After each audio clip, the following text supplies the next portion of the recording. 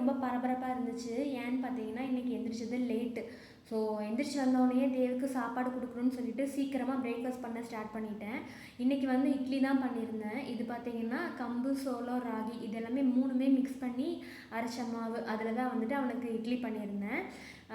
தேவுக்கு வந்து மார்னிங் டைமில் வந்துட்டு டைரெக்டாக பிரேக்ஃபாஸ்ட் தான் கொடுப்பேன். மில்க் எதுவும் கொடுக்க மாட்டேன். ஏன்னா அவன் குடிக்க மாட்டான் தூங்கி எந்திரிச்சு வந்த உடனே. அப்புறமா அப்படி கொடுத்தோம்னாலும் அது குடிக்கிறதுலேயே வயிறு ஃபுல்லாயிரும்னு சொல்லிட்டு பிரேக்ஃபாஸ்ட் ஒழுங்காக சாப்பிட மாட்டாங்க. அதனால் டைரெக்டாக பிரேக்ஃபாஸ்ட் தான் கொடுப்பேன். ஸோ இந்த மாவில் தான் இன்றைக்கி வந்து இட்லி பண்ணியிருந்தேன்.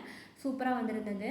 ஆக்சுவலாக இது நான் ஒரு த்ரீ தேவுக்கு சமைக்கும்போது அட்லீஸ்ட் 3 இட்லியாவது சமைப்பேன். ஏன்னு பார்த்தீங்கன்னா அவன் அந்த உள்ள சென்டரில் கொஞ்சம் கெட்டியாக இருக்கும்ல, அதெல்லாம் சாப்பிட மாட்டான். அதனால் ஒரு 3-4 இட்லி நம்ம செஞ்சோம்னா தான் அதில் 2ஆச்சும் அவங்க வயிற்றுக்குள்ளே வந்து போகும். ஸோ அவனுக்கு வேண்டிய அதை சமைக்கிறது அப்படி.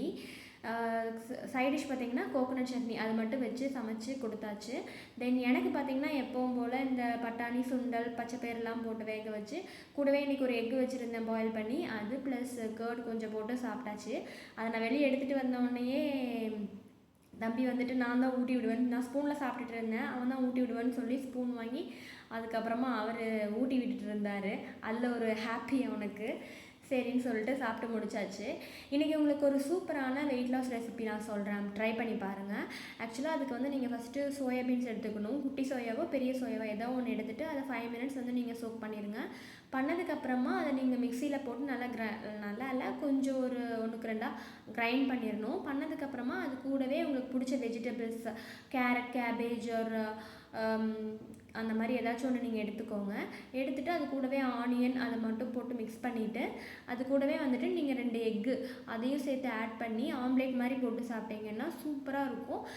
ஹை ப்ரோட்டீனாகவும் இருக்கும். அண்ட் நீங்கள் குயிக்காக ஒரு 5 மினிட்ஸில் அதை பண்ணியே முடிச்சிடலாம்.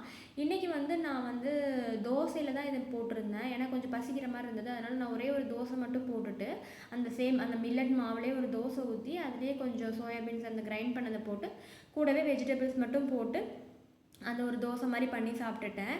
ஸோ நீங்கள் வெயிட் லாஸ் பண்ணுறீங்கன்னா கண்டிப்பாக ப்ரோட்டீன் வந்து எடுத்துக்கணும். அது மாதிரி பார்த்துக்கோங்க.